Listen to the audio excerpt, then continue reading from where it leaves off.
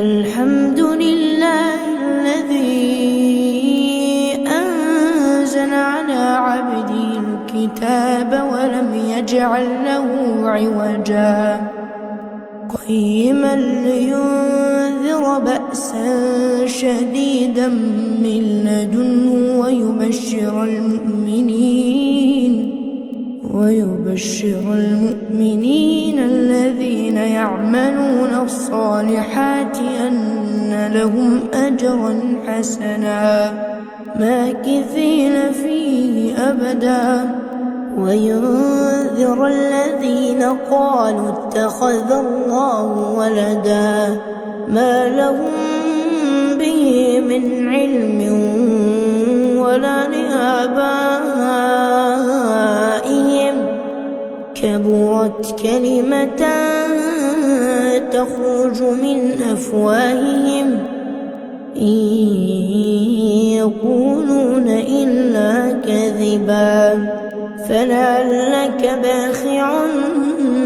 نفسك على آثارهم إن لم يؤمنوا بهذا الحديث أسفا إنا جعلنا ما على الأرض زينة لها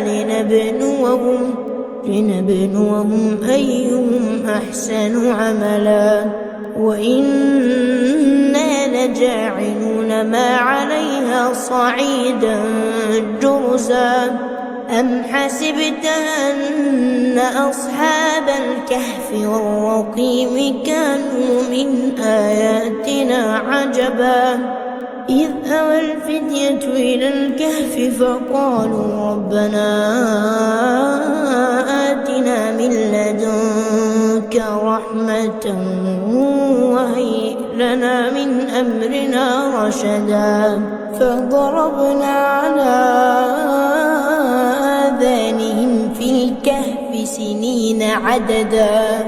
ثم بعثناهم لنعلم أي الحزبين أحصى لما لبثوا أمدا نحن نقص عليك نبأهم بالحق إنهم فتية آمنوا بربهم وزدناهم هدى وربطنا على قلوبهم إذ قاموا فقالوا ربنا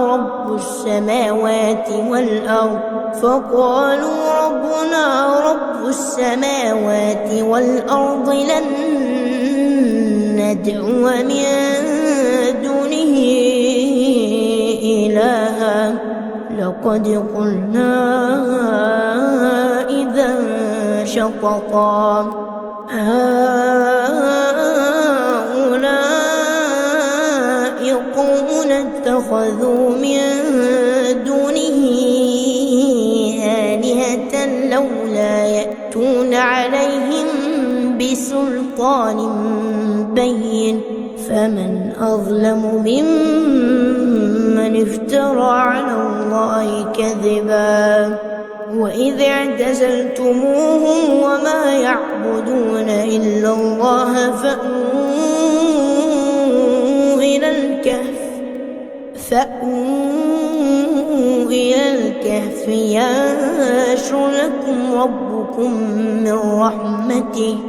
ينشر لكم ربكم من رحمته ويهيئ لكم من أمركم مرفقا وترى الشمس إذا طلعت تزاور عن كهفهم ذات اليمين وإذا غربت تقرضهم ذات الشمال وهم في فجوة منه ذلك من آيات الله من يهد الله فهو المهتد ومن يضلل فلا تجد له وليا مرشدا وتحسبهم أيقاظا وهم رقود ونقلبهم ذات اليمين وذات الشمال كلبهم باسط ذراعيه بالوصيد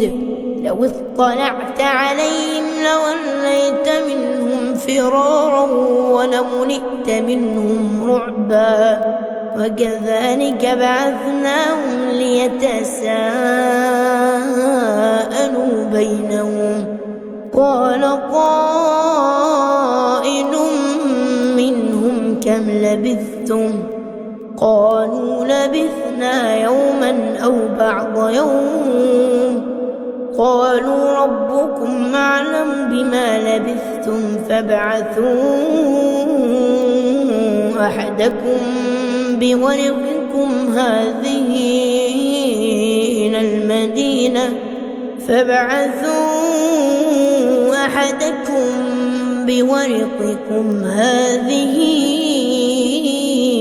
إلى المدينة فلينظر أيها أزكى طعاما فليأتكم برزق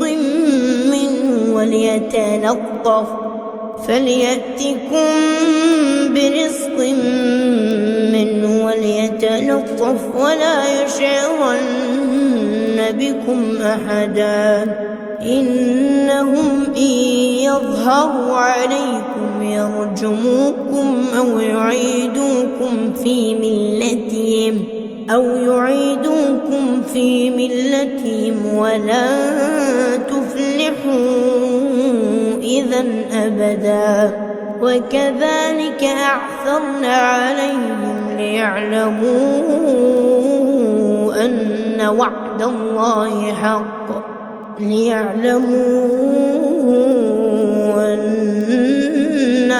الله حق وأن الساعة لا ريب فيها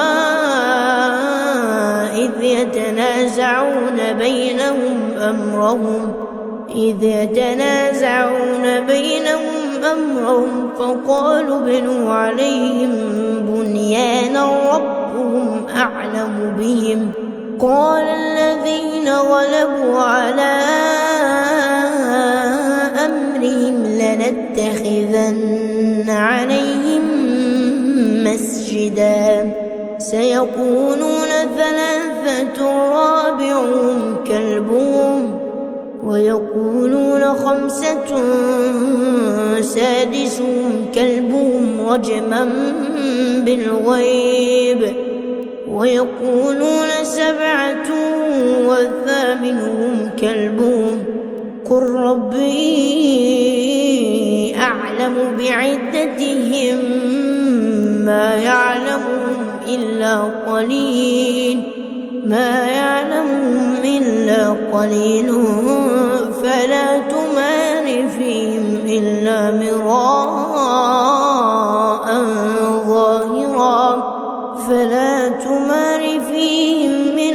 مراء ظاهرا ولا تستفت فيهم منهم أحدا ولا تقولن لشيء إني فاعل ذلك غدا إلا أن يشاء الله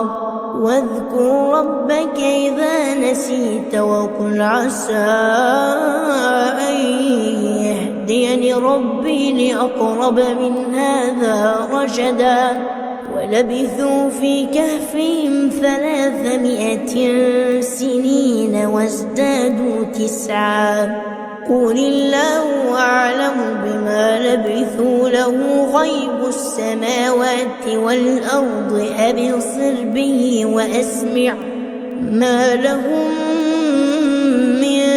دونه من ولي ولا يشرك في حكمه أحدا واتل ما أوحي إليك من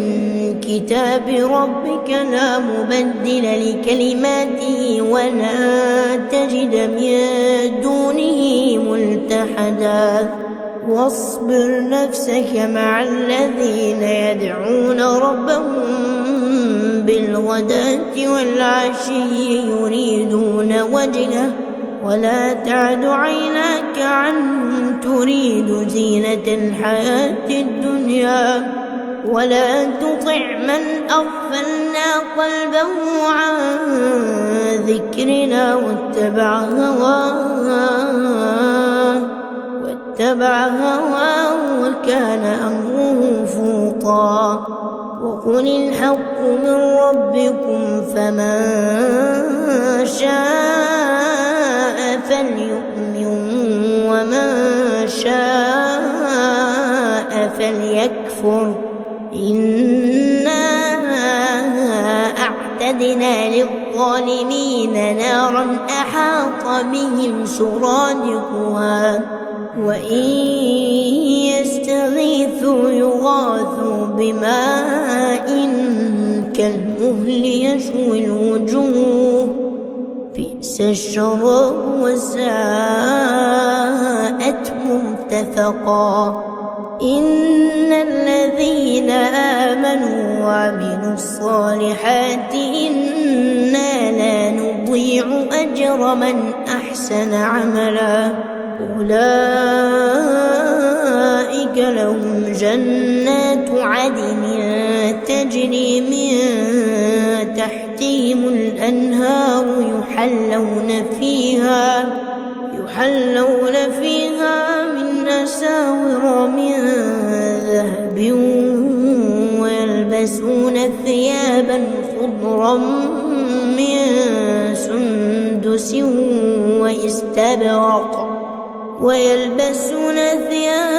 خضرا من سندس واستبرق متكئين فيها على الأرائك نعم الثواب وحسنت مرتفقا واضرب لهم مثل الرجلين جعلنا لأحدهما جنتين من أعناب وحففناهما بنخل وجعلنا بينهما زرعا كلتا الجنتين آتت أكلها ولم تظلم منه شيئا وفجرنا خلالهما نهرا وكان له ثمر فقال لصاحبه وهو يحاوره أنا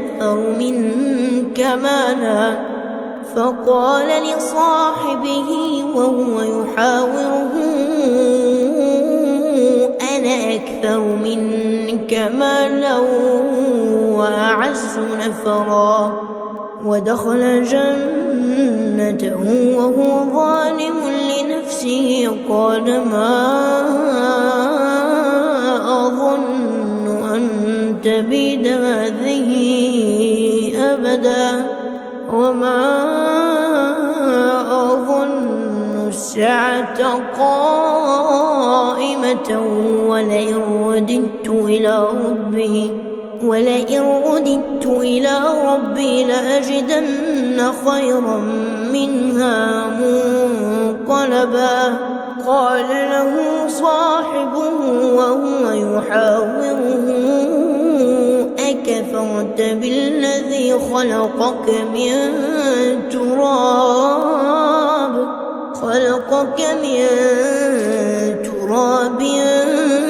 ثم من نطفة ثم سواك رجلا لكن هو الله ربي ولا أشرك بربي أحدا ولولا إذ دخلت جنتك قلت ما شاء الله لا قوة إلا بالله إن ترني أنا أقل منك مالا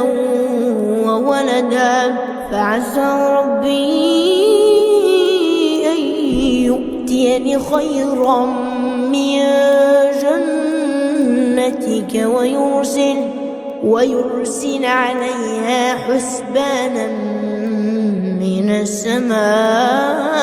فتصبح صعيدا زلقا أو يصبح ماؤها غورا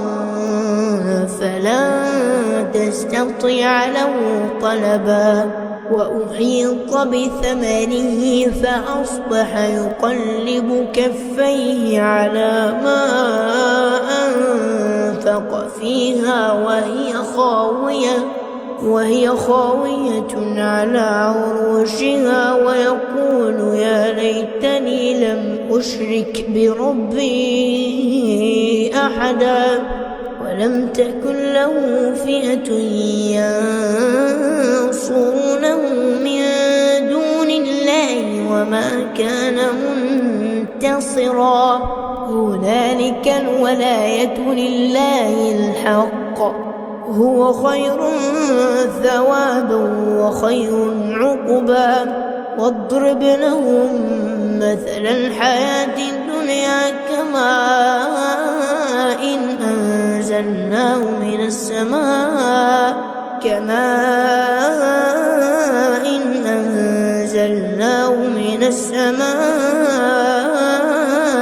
فاختلط به نبات الأرض فأصبح هشيما تذروه الرياح وكان الله على كل شيء مقتدرا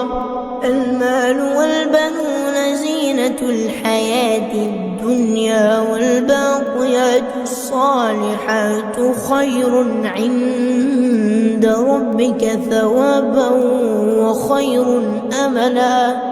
ويوم نسير الجبال وترى الأرض بارزة وحشرناهم فلم نغادر منهم أحدا وعرضوا على ربك صفا لقد جئتمونا كما خلقناكم أول مرة بل زعمتم أن لن نجعل لكم موعدا ووضع الكتاب فترى المجرمين مشفقين مما فيه ويقولون يا ويلتنا ما لهذا الكتاب لا يغادر صغيرة ولا كبيرة إلا أحصاها ووجدوا ما عملوا حاضرا ولا يظلم ربك أحدا وإذ قلنا للملائكة اسجدوا لآدم فسجدوا إلا إبليس كان من الجن ففسق عن أمر ربه أفتتخذونه وذريته أولياء من دوني وهم لكم عدو بئس للظالمين بدلا ما أشهدتهم خلق السماوات والأرض ولا خلق أنفسهم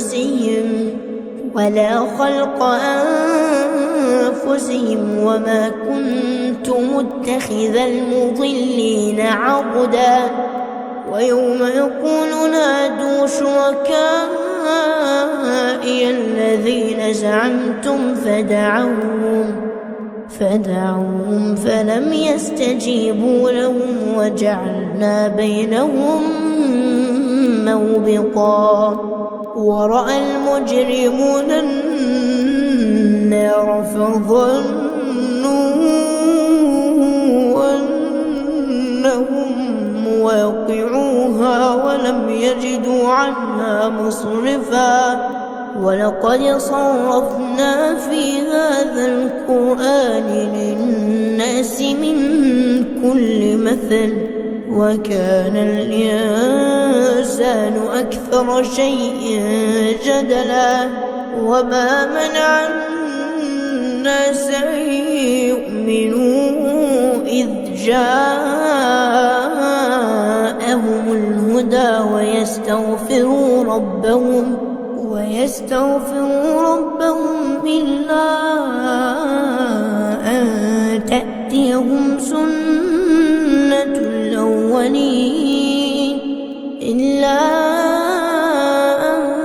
تأتيهم سنة الأولين أو يأتيهم العذاب قبلا وما نرسل المرسلين إلا مبشرين ومنذرين ويجادل الذين كفروا بالباطل ليدحضوا به الحق واتخذوا آياتي وما أنذروا هزوا ومن أظلم ممن ذكر بآيات ربه فأعرض عنها ونسي ما قدمت يداه إنا جعلنا على قلوبهم أكنة أن يفقهوه وفي آذانهم وقرا وإن تدعوهم إلى الهدى فلن يهتدوا إذا أبدا وربك الغفور ذو الرحمة لو يؤاخذهم بما كسبوا لعجل لهم العذاب بل لهم موعد لن يجدوا من دونه موئلا وتلك القرى أهلكناهم لما ظلموا وجعلنا لمهلكهم موعدا وإذ قال موسى لفتاه لا أبرح حتى أبلغ مجمع البحرين أو أمضي حقبا فلما بلغا مجمع بينهما نسيا حوتهما فاتخذ سبيله في البحر سربا فلما جاوزا قال لفتاه آتنا غداءنا لقد لقينا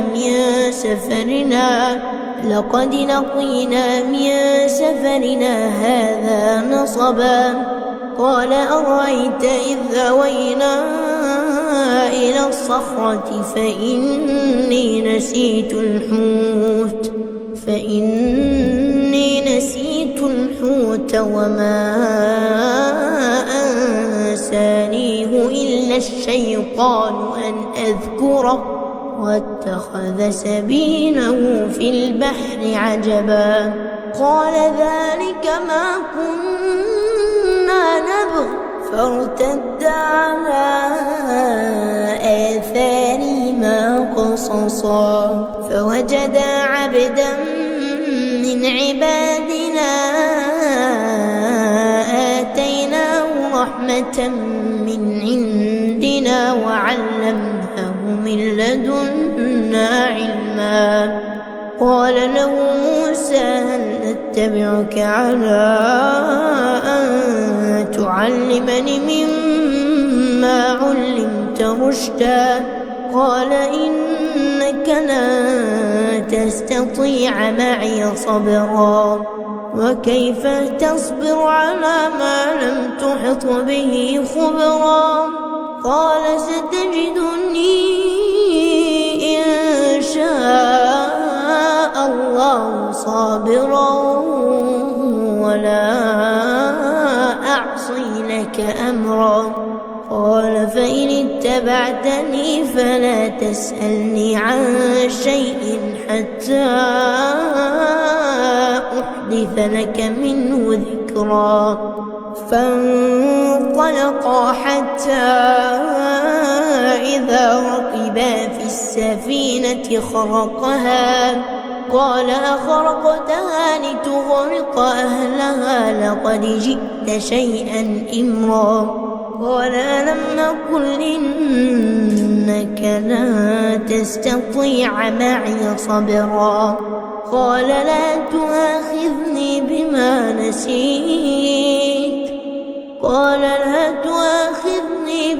نسيت ولا ترهقني من أمري عسرا فانطلقا حتى إذا لقيا غلاما فقتله قال أقتلت نفسا زكية بغير نفس لقد جئت شيئا نكرا قال ألم أقل لك إنك لن تستطيع معي صبرا قال إن سألتك عن شيء بعدها فلا تصاحبني قد بلغت من لدني عذرا فانطلقا حتى إذا أتيا أهل قرية استطعما أهلها فأبوا أن يضيفوهما فوجدا فيها جدارا يريد أن ينقض فأقامه قال لو شئت لاتخذت عليه أجرا قال هذا فراق بيني وبينك سأنبئك بتأويل ما لم تستطع عليه صبرا أما السفينة فكانت لمساكين يعملون في البحر فأردت أن أعيبها وكان وراءهم ملك يأخذ كل سفينة غصبا وأما الغلام فكان أبواه مؤمنين فخشينا أن يرهقهما طغيانا وكفرا فأردنا أن يبدلهما ربهما خيرا منه زكاة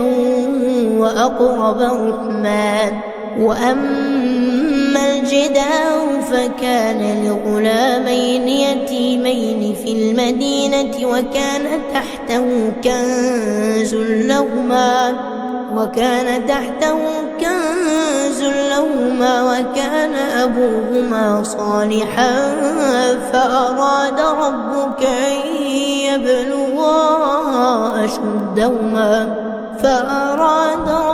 أن يبلغا أشدهما ويستخرجا كنزهما رحمة من ربك وما فعلته عن أمري ذلك تأويل ما لم تسطع عليه صبرا ويسألونك عن ذي القرنين قل سأتلو عليكم منه ذكرا إنا مكنا له في الأرض وآتيناه من كل شيء سببا فأتبع سببا حتى إذا بلغ مغرب الشمس وجدها تغرب في عين حمئة ووجد عندها قوما قلنا يا ذا القرنين إما أن تعذب وإما أن تتخذ فيهم حسنا قال أما من ظلم فسوف نعذبه ثم يرد إلى ربه فيعذبه عذابا نكرا وأما من آمن وعمل صالحا فله جزاء الحسنى وسنقول له من أمرنا يسرا ثم أتبع سببا حتى إذا بلغ مطلع الشمس وجدها تطلع على قوم لم نجعل لهم من دونها سترا كذلك وقد أحطنا بما لديه خبرا ثم أتبع سببا حتى إذا بلغ بين السدين وجد من دونهما قوما لا يكادون يفقهون قولا قالوا يا ذا القرنين إن يأجوج ومأجوج مفسدون في الأرض فهل نجعل لك خرجا على أن تجعل بيننا وبينهم سدا قال ما مكني فيه ربي خير فاعينوني بقوة أجعل بينكم وبينهم ردما آتوني زبر الحديد حتى إذا ساوى بين الصدفين قال انفخوا حتى إذا جعله نارا قال آتوني أفرغ عليه قطرا فما استطاعوا أن يظهروه وما استطاعوا له نقبا قال هذا رحمة من ربي فإذا جاء وعد ربي جعله دكاء وكان وعد ربي حقا وتركنا بعضهم يومئذ يموج في بعض ونفخ في الصور فجمعناهم جمعا وعرضنا جهنم يومئذ للكافرين عرضا الذين كانت أعينهم في غطاء عن ذكري وكانوا لا يستطيعون سمعا أفحسب الذين كفروا أن يتخذوا عبادي من دوني أولياء إنا أعتدنا جهنم للكافرين نزلا قل هل ننبئكم بالأخسرين أعمالا الذين ضل سعيهم في الحياة الدنيا وهم يحسبون أنهم يحسنون صنعا أولئك الذين كفروا بآيات ربهم ولقائه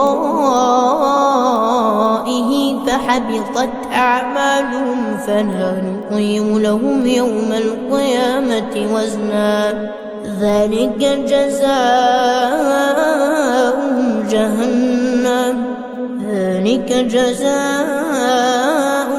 جهنم بما كفروا واتخذوا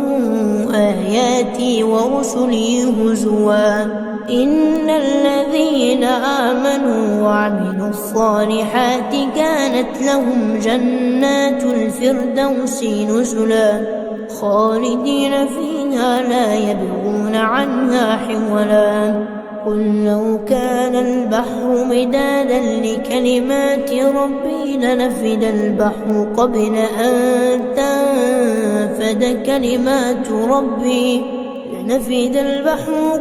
أن تنفد كلمات ربي ولو جئنا بمثله مددا قل إنما أنا بشر مثلكم يوحى إلي أنما إلهكم إله واحد فمن كان يرجو لقاء ربه فليعمل عملا صالحا ولا يشرك بعبادة ربه أحدا.